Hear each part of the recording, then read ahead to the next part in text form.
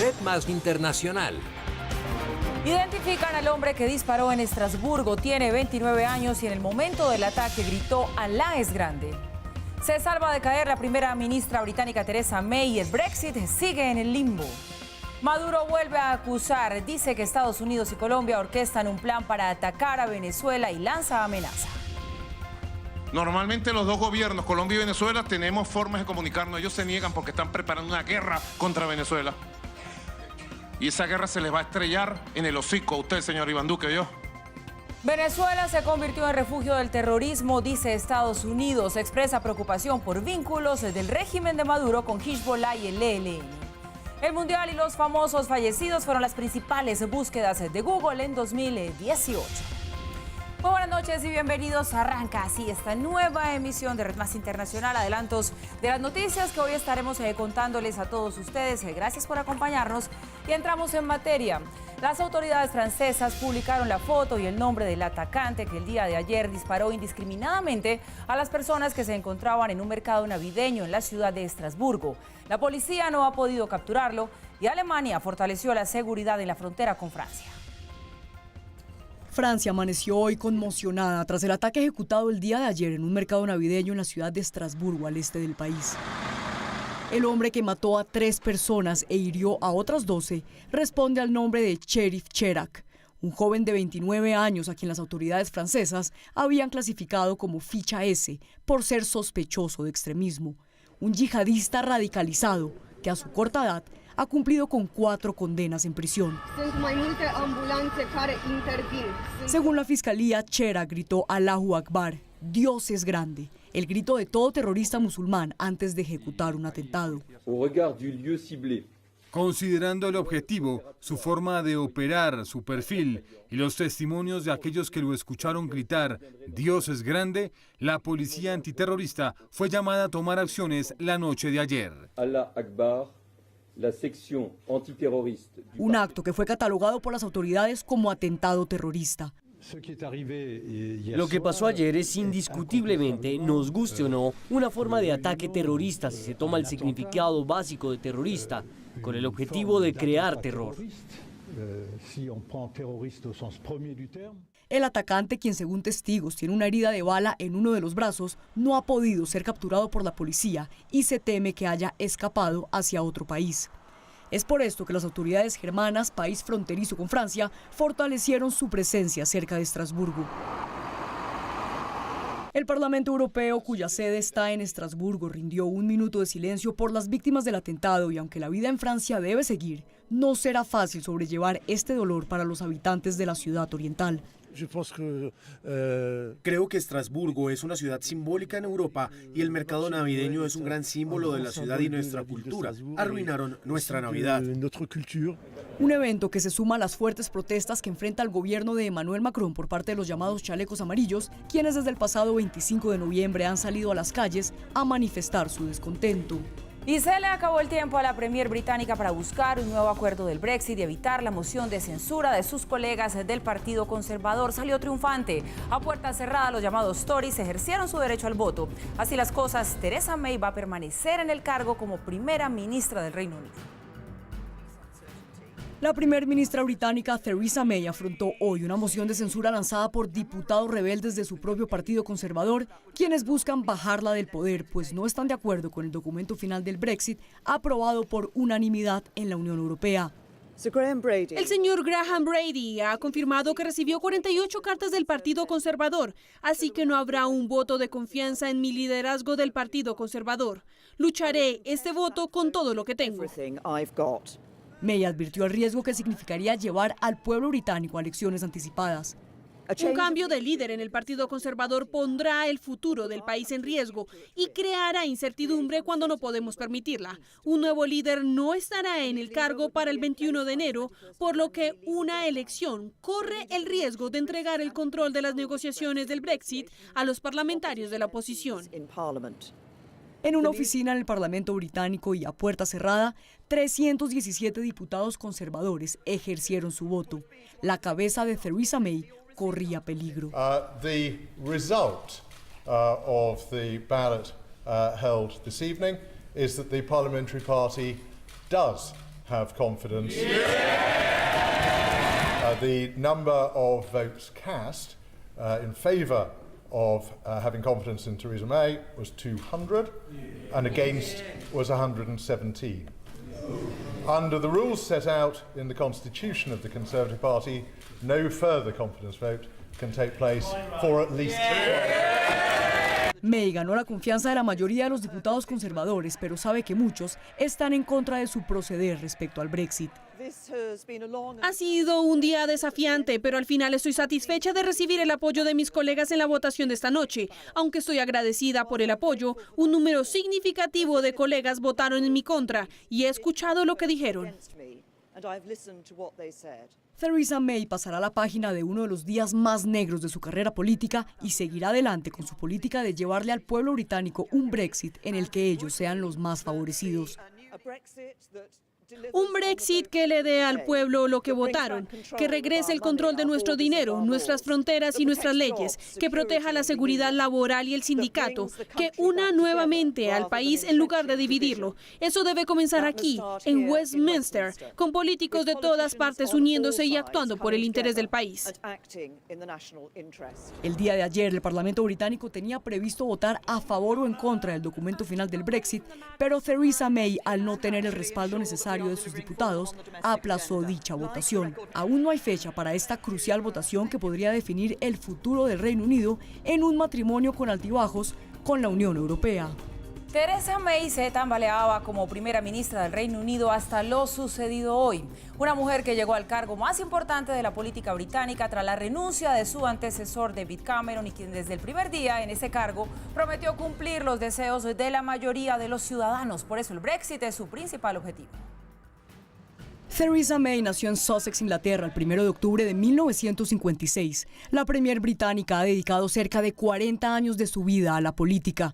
En 1997, militando en el Partido Conservador, fue elegida como miembro del Parlamento británico por Maidenhead. A partir de ahí, May fue escalando posiciones en la política hasta convertirse en el 2010 en la ministra de Interior del gobierno de David Cameron.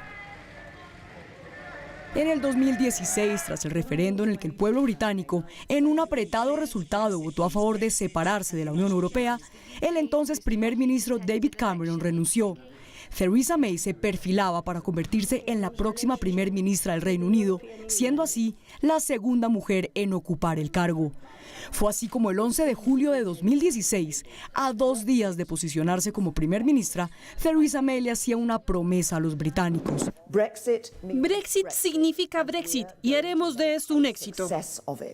El camino para Theresa May estaba limpio. Tras la renuncia de su contrincante Andrea Leadsom, May quedaba como la única candidata por el Partido Conservador para ocupar el puesto de primer ministra del Reino Unido. Me siento honrada y humilde de haber sido elegida por el Partido Conservador para convertirme en su líder. Me gustaría rendir homenaje a los demás candidatos durante la campaña electoral y me gustaría rendir homenaje a Andrea Leadsom por la dignidad que ha demostrado. Hoy también me gustaría rendir homenaje a David Cameron por el liderazgo que ha mostrado a nuestro partido y a nuestro país.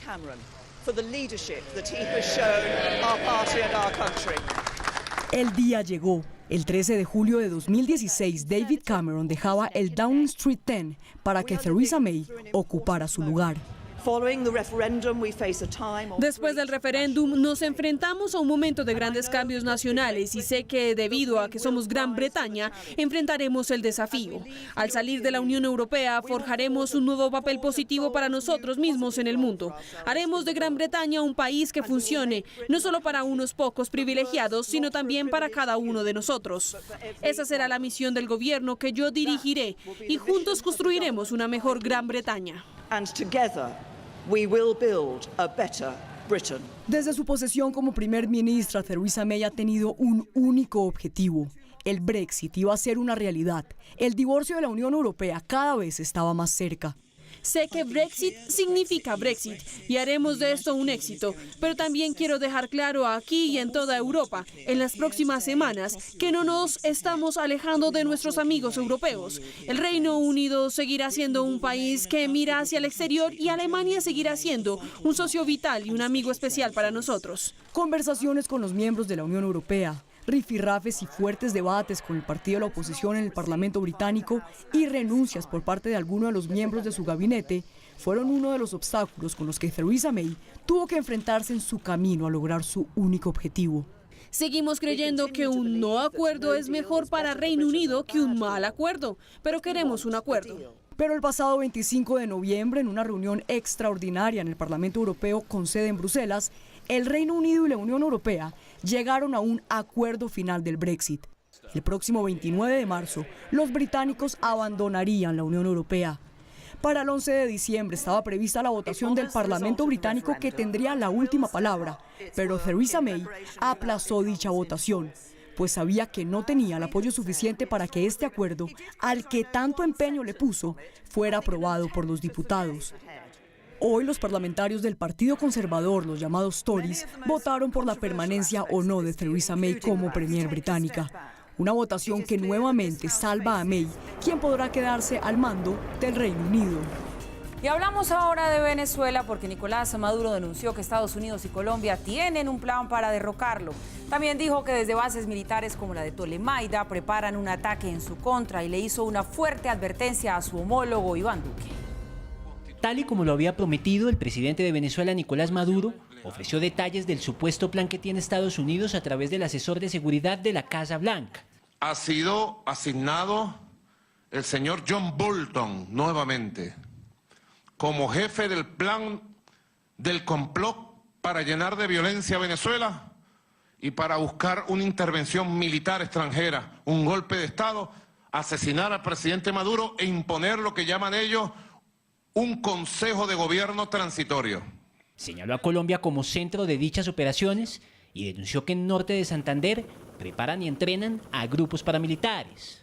Mercenarios, se están entrenando 734 mercenarios entre colombianos y venezolanos para en cualquier momento hacer acciones llamadas de falsos positivos, de falsa bandera, para simular ataques y hacer ataques, simular como que fueran ataques de fuerzas venezolanas, uniformadas como soldados venezolanos, hacer ataques a unidades militares en la frontera e iniciar una escalada. Dijo que Estados Unidos posee bases aéreas en territorio colombiano.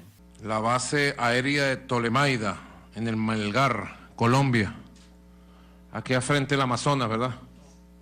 Esta es una de las 7 bases aéreas que tienen los Estados Unidos de Norteamérica en territorio bolivariano de Colombia.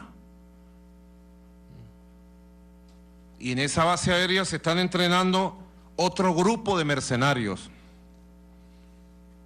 que son adoctrinados dentro de un solo plan: atacar a Venezuela. Justificó así la llegada de 2 poderosos bombarderos rusos al aeropuerto internacional de Maiquetía el lunes 10 de diciembre. Viene a decir que porque tenemos cooperación, unos aviones que vienen a mostrar su técnica, a compartir con nuestra Fuerza Armada en relaciones de respeto. Ningún militar ruso viene a violar niñas venezolanas, como ha sucedido en el Tolemaida, la violación de niñas colombianas por parte de militares estadounidenses, por ejemplo. Así que las aeronaves vienen y van a seguir viniendo equipos militares de otras partes del mundo a compartir con nosotros. Arremetió contra su homólogo Iván Duque. Se niega a hablar. Normalmente los dos gobiernos, Colombia y Venezuela, tenemos formas de comunicarnos. Ellos se niegan porque están preparando una guerra contra Venezuela. Y esa guerra se les va a estrellar en el hocico a usted, señor Iván Duque, yo. Las agresiones al mandatario colombiano continuaron. Presidente Duque no va ni para el baño si no tiene la autorización del embajador Whitaker en Bogotá. En Bogotá manda Whitaker, el embajador de Estados Unidos, no manda Duque. Ustedes lo saben. Y al final hizo esta advertencia.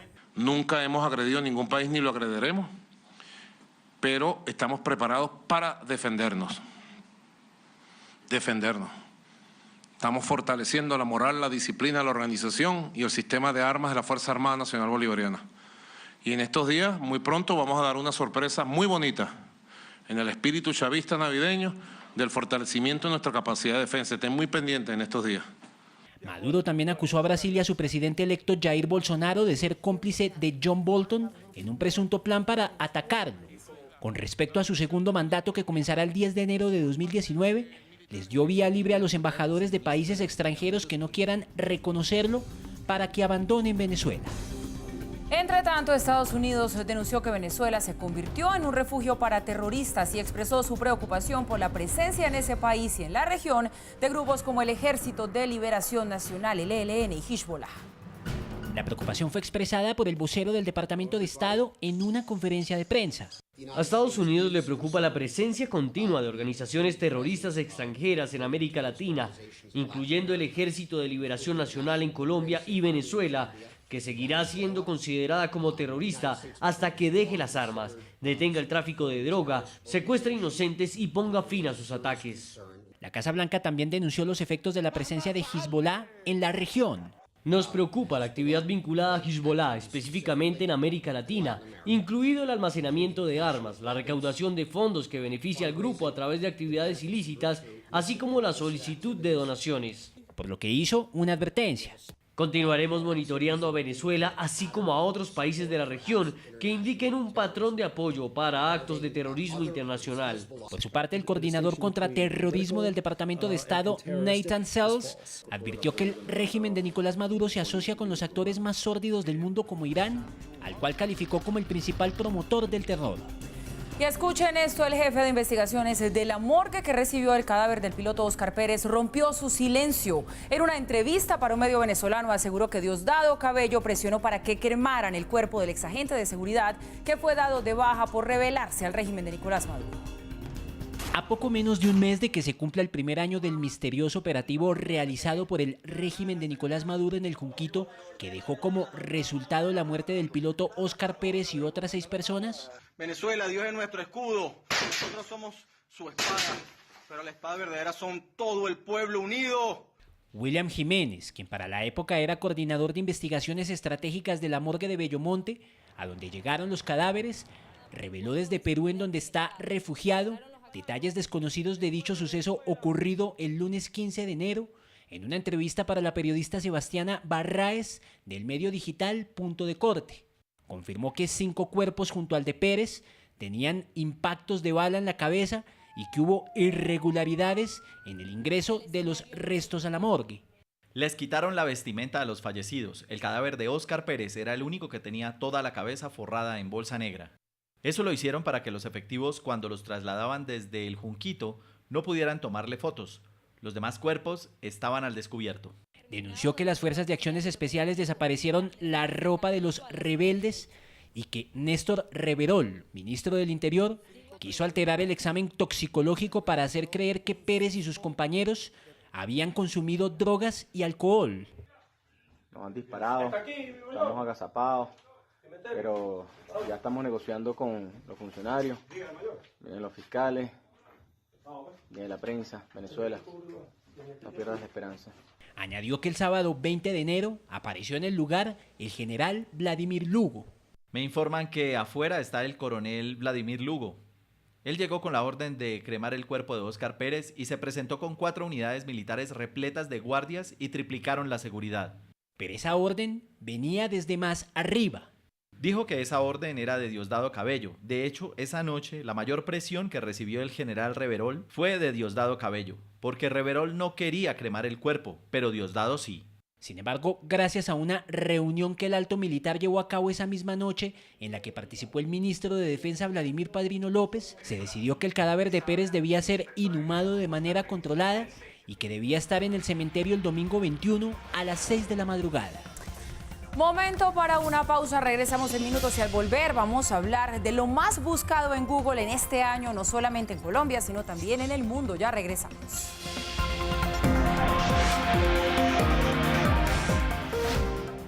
Buenas noches. Mañana será complicada la movilidad de los bogotanos por dos eventos: la ciclovía nocturna y la marcha de estudiantes universitarios. La ciclovía empezará a las 6 de la tarde y terminará a las 12 de la noche en los principales corredores viales de la ciudad que se utilizan para la ciclovía dominical. En el caso de las marchas, empezarán a las 12 del día en la Universidad Nacional e irán hasta el Parque de los Periodistas por la calle 45, la avenida Caracas con 32 y la calle 19. Todos los detalles de estas dos jornadas complicadas para la movilidad en la emisión central de Red Más Noticias a las 8 de la noche.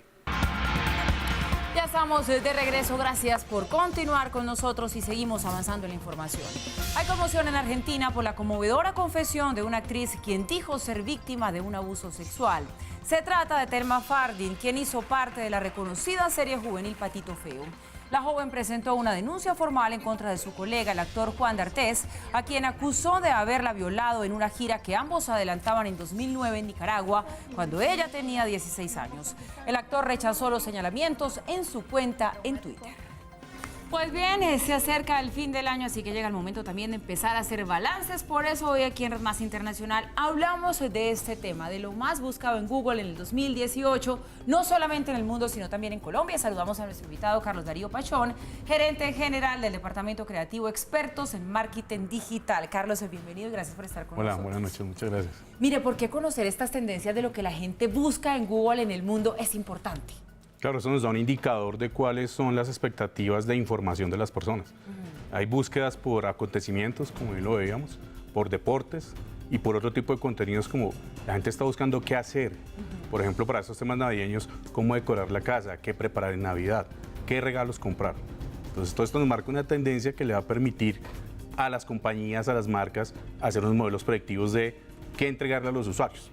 ¿Cómo se llega a conocer este tipo de tendencias y saber qué fue lo más preguntado, cuál fue, digamos, el personaje más buscado? Me imagino que existe un software, una serie de algoritmos para determinar eso. Claro que sí. Google toma las billones de búsquedas que se realizan cada año y de ahí saca una estadística a nivel global y por país.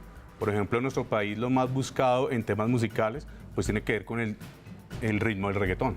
¿Sí? En temas de deportes estamos asociados a temas de ciclismo, por ejemplo. ¿Sí? Y en temas de acontecimientos, en nuestro país la consulta anticorrupción, las elecciones, fueron hitos que marcaron un tópico de búsqueda bien importante. Y en temas de farándula, podemos ver la última película de Freddie Mercury, también marcó un hito importante en las búsquedas en nuestro país. Bueno, entonces, si le parece, esto va como por categorías, empecemos hablando del mundo y luego nos metemos ya más específicamente en Colombia, que usted ya nos ha adelantado algo. Pero entonces, en el mundo, en política, ¿qué fue lo más buscado? Me encontré por ahí que Jair Bolsonaro, el presidente electo de Brasil, por ejemplo, fue una de las tendencias grandes. Claro que sí, y todos los temas críticos que generan un contenido específico, como las declaraciones de algún mandatario específico, Donald Trump, Nicolás Maduro, elementos críticos que marcan un hito en el interés de las personas a nivel global. También, por ejemplo, la muerte de Stan Lee. La muerte de ese personaje causó una búsqueda global importante. En deportes, ¿el Mundial de Rusia arrasó o hay algo más a nivel mundial que le haya como corrido la butaca al Mundial de Rusia? No, el Mundial de Rusia definitivamente fue el que más marcó. Sin embargo, en deportes hay algunos deportistas relacionados con el mundo del golf que también marcan una tendencia importante. Interesante, porque el golf, digamos que es un deporte pues con un nicho más específico.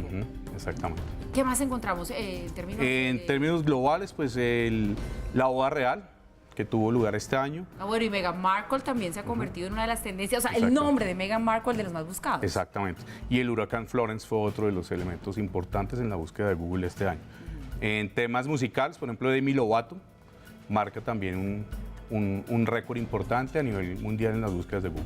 Y ya usted lo decía, las muertes, los fallecimientos de personajes muy reconocidos generan como unos picos interesantes de búsquedas en Google. Sí, de hecho, pues Google es la actual brújula que nos permite tener acceso a la vida moderna y sumarnos a esos acontecimientos positivos que da el mundo. Esas noticias positivas de rescate de seres humanos y también las tragedias. Fallece una persona y quiero informarme de cuáles fueron sus hitos, qué fue lo importante de esta persona o cómo fue su muerte.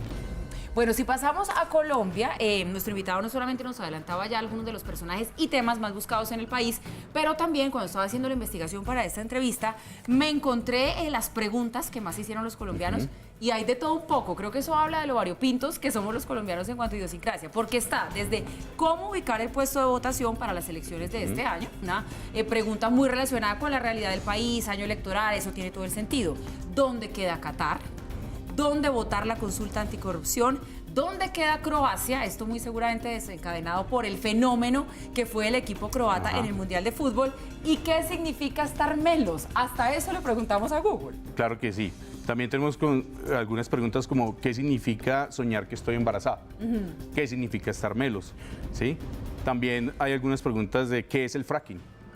Temas estructurales, políticos en términos del contenido que vive el día a día un personaje, un ciudadano colombiano. Y como usted nos decía ahora, Carlos, pues este tipo de información lo utilizan las empresas de marketing para establecer ciertos perfiles. Por ejemplo, aquí vemos de todo un poco, desde el que le gusta el fútbol, el que se interesa por la geografía, los otros que se interesan por temas un poco más, digamos, rápidos y tranquilos, como qué es estar melos. Allí, ¿cómo hacen para trabajar esos perfiles? Definitivamente ahí nos da una segmentación por audiencias y unos intereses. Ahí es donde representa una oportunidad de mercado. Por ejemplo, apliquémoslo al turismo. En el sector turístico, los destinos más consultados son Cuba, República Dominicana y el Caribe. Y si lo comparamos en cifras, son los destinos que, además de ser los más buscados, son los que más frecuentan. Entonces, un turista, una persona, su primera búsqueda la hace por internet, se informa, al momento hace la compra y después de la compra viene una investigación de qué hacer en República Dominicana, qué hacer en Cuba, dónde almorzar, dónde visitar sitios turísticos con mi familia.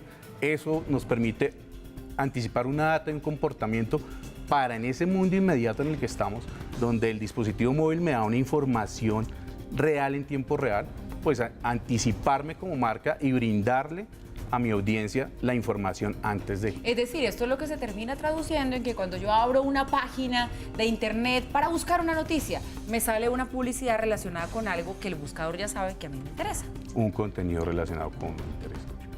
Esta es la ventaja interna. Internet nos da segundas oportunidades.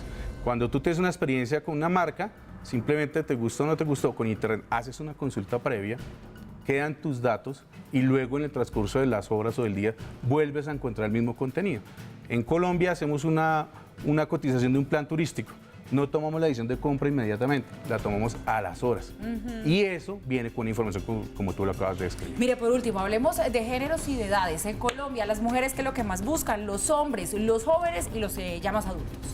Por ejemplo, en el tema de mujeres, dependiendo del rango de edad, hay una tendencia muy importante ahorita en YouTube con los tutoriales de maquillaje, por ejemplo.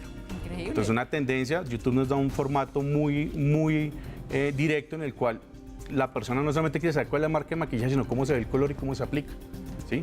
En algunos otros segmentos de edad está el tema de tecnología, videojuegos y moda. En el sector más grande, el tema de turismo. Bueno, pues interesante. El internet, la tecnología, ya ven ustedes cómo ha cambiado lo que somos y ya además encontramos absolutamente todo en Google. Eso sí, uno tiene que estar atento a las fuentes porque se encuentran cosas muy interesantes como también cosas que resultan no ser ciertas. Carlos Darío Pachón, gerente general del Departamento Creativo Expertos en Marketing Digital, nos ha acompañado hoy en este primer balance que empezamos a hacer aquí del año, lo más buscado en Google. Muchas gracias, buenas noches. No, muchas gracias a ustedes por la invitación. Seguimos nosotros con la información. Hablamos ahora de Michael Cohen, el ex abogado del presidente de los Estados Unidos, Donald Trump, quien fue sentenciado a 3 años de prisión. La Fiscalía le imputó cargos por evasión fiscal, mentir ante el Congreso estadounidense y pagar sobornos para silenciar supuestos adulterios por parte del presidente Trump. Según declaró Cohen, estos pagos se habrían hecho a 2 mujeres para que no hablaran de las relaciones extramatrimoniales que el mandatario habría tenido durante la campaña electoral en el año 2016. Nueva pausa hacemos a esta hora, regresamos en minutos, sigan con nosotros.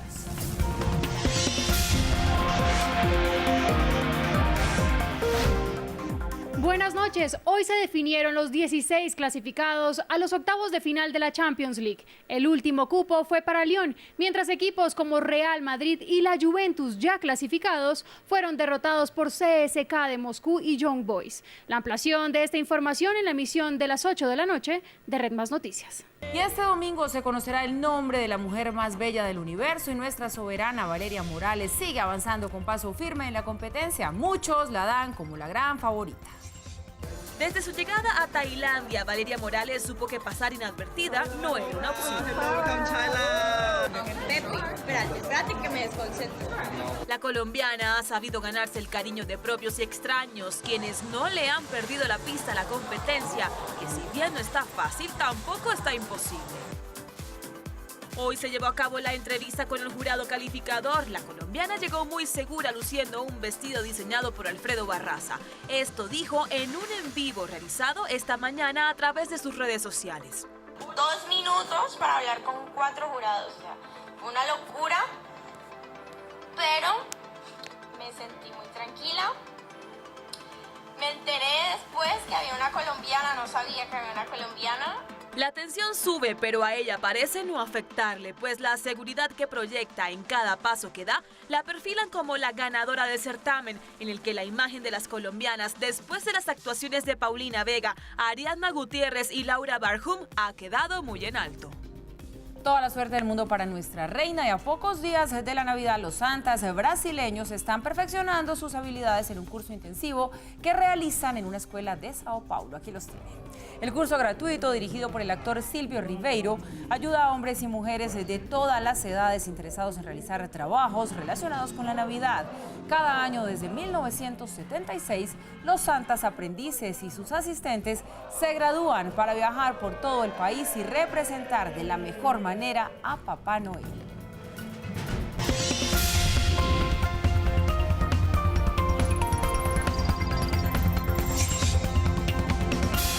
Y antes del cierre, repasamos como siempre el hecho internacional del día. Las autoridades francesas publicaron la foto y el nombre del atacante que disparó indiscriminadamente a las personas que se encontraban en un mercado navideño en Estrasburgo.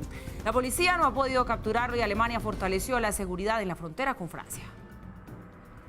Francia amaneció hoy conmocionada tras el ataque ejecutado el día de ayer en un mercado navideño en la ciudad de Estrasburgo, al este del país. El hombre que mató a 3 personas e hirió a otras 12 responde al nombre de Cherif Cherak, un joven de 29 años a quien las autoridades francesas habían clasificado como ficha S por ser sospechoso de extremismo. Un yihadista radicalizado que a su corta edad ha cumplido con 4 condenas en prisión. Según la fiscalía, Cherak gritó Allahu Akbar, Dios es grande, el grito de todo terrorista musulmán antes de ejecutar un atentado. Considerando el objetivo, su forma de operar, su perfil y los testimonios de aquellos que lo escucharon gritar Dios es grande, la policía antiterrorista fue llamada a tomar acciones la noche de ayer. Allah Akbar, la sección antiterrorista. Un acto que fue catalogado por las autoridades como atentado terrorista. Lo que pasó ayer es indiscutiblemente, nos guste o no, una forma de ataque terrorista si se toma el significado básico de terrorista, con el objetivo de crear terror. El atacante, quien según testigos tiene una herida de bala en uno de los brazos, no ha podido ser capturado por la policía y se teme que haya escapado hacia otro país. Es por esto que las autoridades germanas, país fronterizo con Francia, fortalecieron su presencia cerca de Estrasburgo. El Parlamento Europeo, cuya sede está en Estrasburgo, rindió un minuto de silencio por las víctimas del atentado y aunque la vida en Francia debe seguir, no será fácil sobrellevar este dolor para los habitantes de la ciudad oriental. Creo que Estrasburgo es una ciudad simbólica en Europa y el mercado navideño es un gran símbolo de la ciudad y nuestra cultura. Arruinaron nuestra Navidad.